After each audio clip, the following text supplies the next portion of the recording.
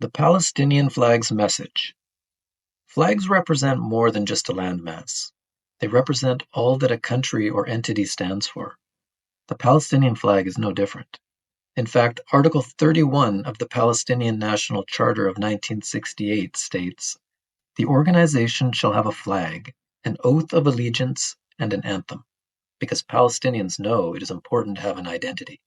What does the Charter state in support of the Palestinian identity?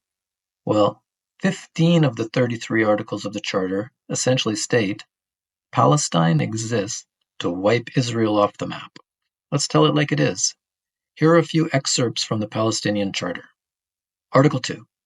Palestine, with the boundaries it had during the British Mandate, is an indivisible territorial unit. During the British Mandate, Israel was part of a landmass called Palestine. Article 3. The Palestinian Arab people possess the legal right to their homeland. Article 4. The Zionist occupation and the dispersal of the Palestinian Arab people through the disasters which befell them do not make them lose their Palestinian identity. Article 7. It is a national duty to bring up individual Palestinians in an Arab revolutionary manner. The Palestinian must be prepared for the armed struggle and ready to sacrifice his wealth and his life in order to win back his homeland and bring about its liberation. Article 8. The phase in their history through which the Palestinian people are now living is that of national struggle for the liberation of Palestine through armed struggle. Article 9. Armed struggle is the only way to liberate Palestine. Article 10.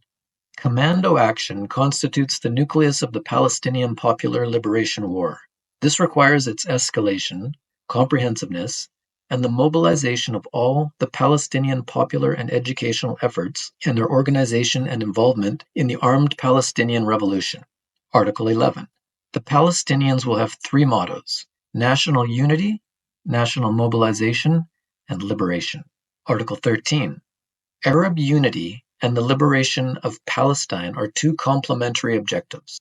Article 14. The destiny of the Arab nation, and indeed Arab existence itself, depend on the destiny of the Palestine cause. From this interdependence springs the Arab nation's pursuit of and striving for the liberation of Palestine. Article 15. This is the bad one. The liberation of Palestine from an Arab viewpoint is a national duty, and it attempts to repel the Zionist and imperialist aggression against the Arab homeland and aims at the elimination of Zionism in Palestine. Article 21.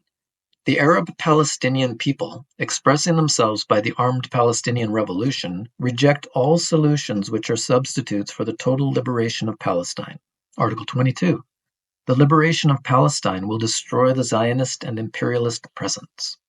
Article 23.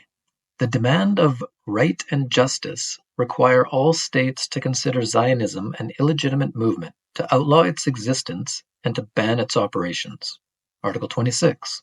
The Palestine Liberation Organization is responsible for the Palestinian Arab people's movement in its struggle to retrieve its homeland. And what of the flag, which represents these ideals? It's being raised across the world by more than just expatriate Palestinians, by cities, by countries, by universities, by mobs. Do they really know what they're standing for? For the sake of humanity, let's hope not.